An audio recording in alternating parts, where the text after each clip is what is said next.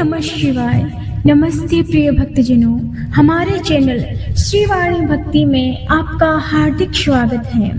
आज हम श्रवण करने जा रहे हैं शिव पुराण का एक अत्यंत पावन, दिव्य और कल्याणकारी अध्याय। सनातन धर्म के 18 महापुराणों में शिव पुराण का विशेष स्थान माना गया है। इसमें भगवान महादेव की महिमा, उनकी अनंत लीलाओं, भक्ति, धर्म, ज्ञान, वैराग्य और मोक्ष का अद्भुत वर्णन मिलता है।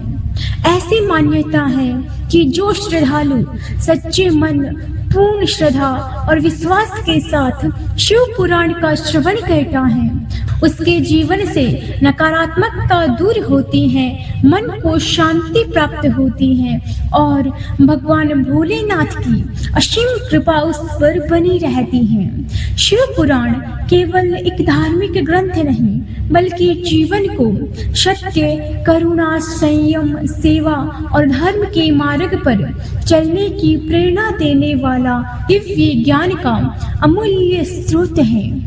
भक्तों का विश्वास है कि शिव पुराण का नियमित श्रवण करने से भगवान शिव की भक्ति दृढ़ होती है, पापों का क्षय होता है और जीवन में सुख, शांति, समृद्धि तथा आध्यात्मिक उन्नति का मार्ग प्रशस्त होता है। महादेव अपने सच्चे भक्तों की हर कठिनाई में रक्षा करते हैं और उन्हें सही मार्ग पर चलने की प्रेरणा देते हैं। आप सभी वास्तव में सौभाग्यशाली हैं जो आपको इस पावन शिव पुराण कथा सुनने का अवसर प्राप्त हुआ है। इसलिए अपने मन को शांत करें, भगवान भोलेनाथ का ध्यान करें और इस दिव्य कथा को अंत तक श्रद्धा एवं विश्वास के साथ अवश्य सुनें। यदि आप भगवान शिव में अटूट आस्था रखते हैं तो वीडियो शुरू होने से पहले सच्चे मन से ओम नमः शिवाय का जाप अवश्य करें और कमेंट में भी ओम नमः शिवाय लिखकर अपनी भक्ति को प्रकट करें। आइए भगवान शिव और माता पार्वती का स्मरण करते हुए शिव पुराण की इस दिव्य यात्रा का शुभारंभ करते हैं। हर हर महादेव, ओम नमः शिवाय। कल शिवलिंग का रहस्य एवं महत्व। सूत जी कहते हैं, हे शौनक जी, श्रवण, कीर्तन और मनन जैसे साधनों को करना प्रत्येक के लिए सुगम नहीं है। इसके लिए योग्य गुरु और आचार्य चाहिए। गुरुमुख से सुनी गई वाणी मन की शंकाओं को दग्ध करती है। गुरुमुख से सुने शिव तत्व द्वारा शिव के रूप स्वरूप के दर्शन और गुणानुवाद से रसानुभूति होती है, तभी भक्त कीर्तन कर पाता है। यदि ऐसा कर पाना संभव न हो तो मोक्षार्थी को चाहिए कि वह भगवान शंकर के लिंग एवं मूर्ति की स्थापना करके रोज उनकी पूजा करे। इसे अपनाकर वह इस संसार सागर से पार हो सकता है। संसार सागर से पार होने के लिए इस तरह की पूजा आसानी से विधि पूर्वक की जा सकती है। अपनी शक्ति एवं सामर्थ्य के अनुसार धनराशि से शिवलिंग या शिव मूर्ति की स्थापना कर शिव भाव से उसकी पूजा करनी चाहिए।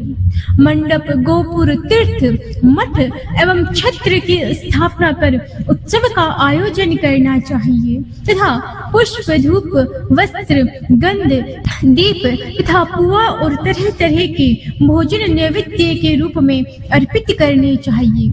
श्री शिव जी ब्रह्म रूप और निष्फल अर्थात कला रहित भी हैं और कला सहित भी हैं। मनुष्य इन दोनों स्वरूपों की पूजा करते हैं। शंकर जी को ही ब्रह्म पदवी भी प्राप्त है। कला पूर्ण भगवान शिव की मूर्ति पूजा भी मनुष्यों द्वारा की जाती है और वेदों ने भी इस तरह की पूजा की आज्ञा प्रदान की है। सनत कुमार जी ने पूछा, हे नंदिकेश्वर, पूर्व काल में उत्पन्न हुए लिंग बेर अर्थात मूर्ति की उत्पत्ति के संबंध में आप हमें विस्तार से बताइए।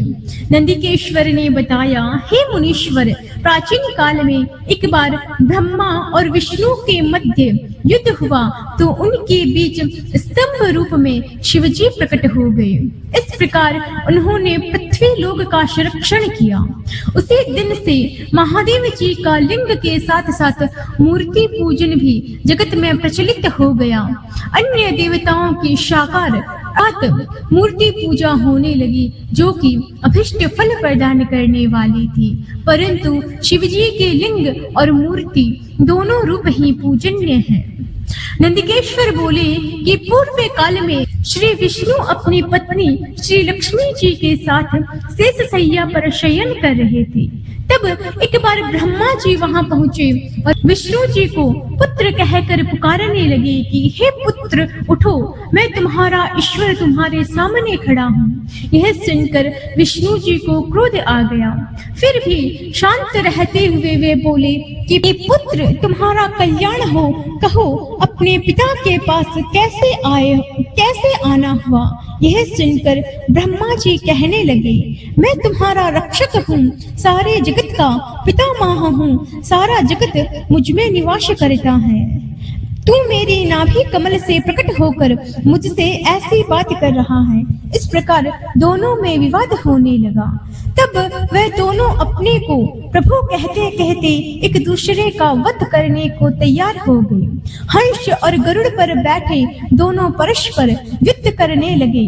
ब्रह्मा जी के वक्ष स्थल में विष्णु जी ने अनेकों अस्त्रों का प्रहार करके उन्हें व्याकुल कर दिया। इससे कुपित हो ब्रह्मा जी ने भी पलटकर भयानक प्रहार किया।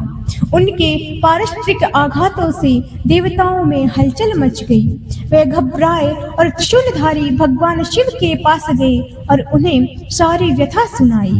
भगवान शिव अपनी सभा में उमा देवी सहित सिंहासन पर विराजमान थे और मंद मंद मुस्कुरा रहे थे। महादेव जी बोले कि हे पुत्रों, मैं जानता हूँ कि तुम ब्रह्मा और विष्णु के परस्पर युद्ध से बहुत दुखी हो। तुम डरो मत, मैं अपने गणों के साथ तुम्हारे साथ चलता हूँ। तब भगवान शिव अपने नंदी पर आरूढ़ हो देवताओं सहित युद्ध स्थल की ओर चल दिए। वहां छिपकर वे ब्रह्मा विष्णु के युद्ध को देखने लगे। उन्हें जब यह ज्ञात हुआ कि वे दोनों एक दूसरे को मारने की इच्छा से माहेश्वर और पाशुपति अस्त्रों का प्रयोग करने जा रहे हैं, तो युद्ध को शांत करने के लिए महाअग्नि के तुल्य एक स्तंभ रूप में ब्रह्मा और विष्णु के मध्य खड़े हो गए। महाअग्नि के प्रकट होते ही दोनों के अस्त्र स्वयं ही शांत हो गए। अस्त्रों को शांत होते देखकर ब्रह्मा और विष्णु दोनों कहने लगे कि इस अग्नि स्वरूप स्तंभ के बारे में हमें जानकारी करनी चाहिए। दोनों ने उसकी परीक्षा लेने का निर्णय लिया। भगवान विष्णु ने शुक्र रूप धारण किया और उसको देखने के लिए नीचे धरती में चल दिए। ब्रह्मा जी हंस का रूप धारण करके ऊपर की ओर चल दिए। पाताल में बहुत नीचे जाने पर भी विष्णु जी को स्तंभ का अंत नहीं मिला, अतः वे वापस चले आए। ब्रह्मा जी ने आकाश में जाकर केतकी का फूल देखा। वे उस फूल को देखकर विष्णु जी के पास गए। विष्णु ने उनके चरण पकड़ लिए। ब्रह्मा जी के छल को देखकर भगवान शिव प्रकट हुए। विष्णु जी की महानता से शिव प्रसन्न होकर बोले कि हे विष्णु जी, आप सत्य बोलते हैं, अतः मैं आपको अपनी समानता का अधिकार देता हूँ। नंदिकेश्वर बोले कि महादेव जी ब्रह्मा जी के छल पर अत्यंत क्रोधित हुए। उन्होंने अपने त्रिनेत्र से भैरव को प्रकट किया और उन्हें आज्ञा दी कि वे तलवार से ब्रह्मा जी को दंड दे। आज्ञा पाते ही भैरव ने ब्रह्मा जी के बाल पकड़ लिए और उनका 5वां सिर काट दिया। ब्रह्मा जी डर के मारे कांपने लगे। उन्होंने भैरव के चरण पकड़ लिए तथा क्षमा मांगने लगे। इसे देखकर श्री विष्णु ने भगवान शिव से प्रार्थना की कि आपकी कृपा से ही ब्रह्मा जी को 5वां सिर मिला था, अतः आप उन्हें क्षमा कर दे। तब शिवजी की आज्ञा पाकर ब्रह्मा को भैरव ने छोड़ दिया। शिवजी ने कहा, तुमने प्रतिष्ठा ईश्वरत्व को देखने के लिए छल किया है, इसलिए मैं तुम्हें श्राप देता हूँ कि तुम सत्कार, स्थान व उत्सव से विहीन रहोगे। ब्रह्मा जी को अपनी गलती का पछतावा हो चुका था। उन्होंने भगवान शिव के चरण पकड़कर क्षमा मांगी और निवेदन किया कि वे उनका 5वां सिर उन्हें प्रदान करें। महादेव जी ने कहा, जगत की स्थिति को बिगाड़ने से बचाने के लिए पापी को दंड देना चाहिए ताकि लोक मर्यादा बनी रहे। मैं तुम्हें वरदान देता हूँ कि तुम गणों के आचार्य कहलाओगे और तुम्हारे बिना यज्ञ पूर्ण नहीं होगा। फिर उन्होंने केतकी के पुष्प से कहा कि अरे दुष्ट केतकी पुष्प, अब तुम मेरी पूजा के अयोग्य रहोगे। तब केतकी पुष्प बहुत दुखी हुआ और उनके चरणों में गिरकर माफी मांगने लगा। तब महादेव जी ने कहा, मेरा वचन तो झूठा नहीं हो सकता, इसलिए तू मेरे भक्तों के योग्य है। इस प्रकार तेरा जन्म सफल हो जाएगा। नंदिकेश्वर कहते हैं कि ब्रह्मा और विष्णु भगवान शिव को प्रणाम कर चुपचाप उनके दाएं बाएं भाग में खड़े हो गए। उन्होंने पूजनीय महादेव जी को श्रेष्ठ आसन पर बैठाकर पवित्र वस्तुओं से उनका पूजन किया। दीर्घ काल तक स्थिर रहने वाली वस्तुओं को पुष्प वस्तु तथा अल्प काल तक टिकने वाली वस्तुओं को प्राकृत वस्तु कहते हैं। हार, नूपुर, क्यूर, किरीट, मणिमय, कुंडल, यज्ञोपवीत, उत्तरीय वस्त्र, पुष्पमाला, रेशमी वस्त्र, हार, मुद्रिका, पुष्प, तांबूल, कपूर, चंदन एवं अग्रू का अनुलेप, धूप, दीप, श्वेत छत्र, व्यंजन, ध्वजा, चार तथा अनेक दिव्य उपहारों द्वारा जिनका वैभव वाणी और मन की पहुंच से परे था, जो केवल परमात्मा के योग्य था, उनसे ब्रह्मा विष्णु ने अपने स्वामी महेश्वर का पूजन किया। इससे प्रसन्न होकर भगवान शिव ने दोनों देवताओं से मुस्कुराकर कहा कि हे पुत्रों, आज तुम्हारे द्वारा की गई पूजा से मैं बहुत प्रसन्न हूँ। इसी कारण यह दिन परम पवित्र और महान होगा।